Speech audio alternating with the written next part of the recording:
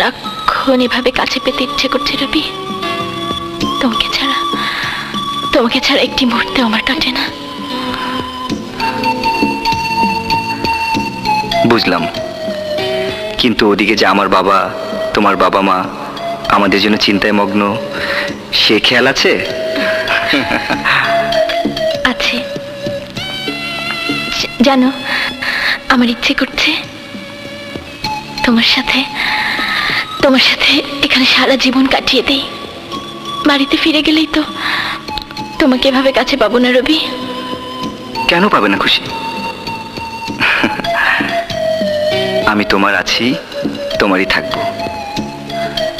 একদিন পরিহাস করে আমি তোমার গলায় যে মালা পরিয়ে দিয়েছিলাম, আজ ভালোবাসার মালা দিয়ে আমি তোমাকে বরণ করে